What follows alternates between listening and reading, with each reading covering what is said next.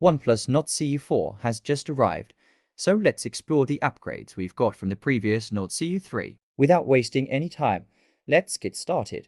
Starting off with the unboxing experience, you do feel pampered as you get a lot of stuff here. The 100-watt SuperVOOC Charging Brick, red USB A to C cable, SIM ejector tool, pre-applied screen protector, a case, and of course, the phone itself. When I first took the phone out of the box, I absolutely loved the design, especially this marble-looking back. Although it's all plastic, the phone does look premium. It's also not the thinnest, but it is quite light.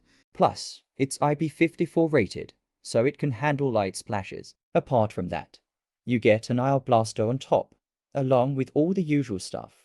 A USB support, speaker grills, to microphones, volume and power buttons, and a dual SIM plus micro slot. Okay, now let's talk about the display of the Nord CE4. It features a 6.7-inch, 120Hz, full HD AMOLED screen with HDR10 Plus support, and an in-display fingerprint scanner that works quite fast and accurately. It also has twice reinforced Panda glass protection. The display has nice punchy colors, thanks to the 10-bit panel and excellent contrasts. Since it is HDR10 Plus certified, you can watch HDR content on YouTube and Netflix.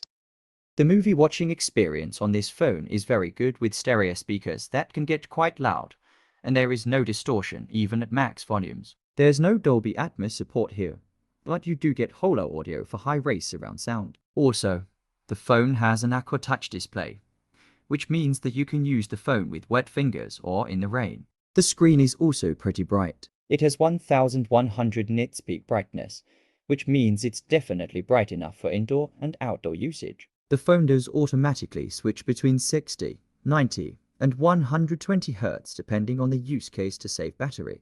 Let's talk about the performance as well. The Nord CE4 comes with the Snapdragon 7 Gen 3 chipset, paired with 8GB LPDDR4X RAM and up to 256GB UFS 3.1 storage.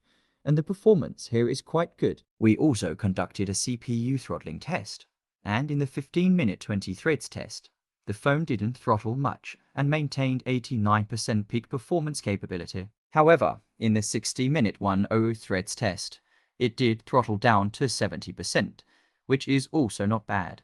In Genshin Impact, there were no lags or stutters at high 60 FPS, and the phone did not overheat, even after an hour of gaming. I also tried PUBG with Ultra HDR plus Ultra FPS settings, and the gameplay was smooth and nice without any issues. All the games run fine without any frame drops or jitters. So yeah, the gaming experience on this phone is really good. Let's check out the software. Well, you get Oxygen OS 14 based on Android 14 here, which means a clean software experience without any ads or recommendations. There is almost no bloatware here. Plus, OnePlus has promised 2 OS updates and 3 years of security patches. The Nord CE4 comes with a 5500 mAh battery. 100-watt SuperVOOC charger takes the phone from 1 to 100% in just 30 minutes, which is quite impressive. Additionally, there's also Wi-Fi 6, Bluetooth 5.4, and support 7 5G bands.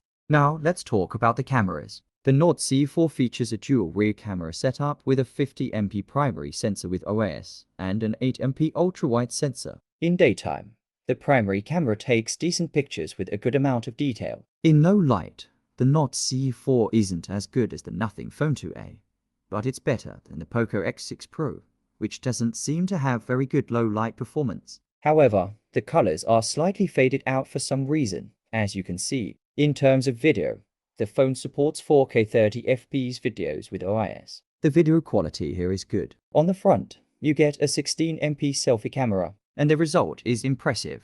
That's it, thanks for watching.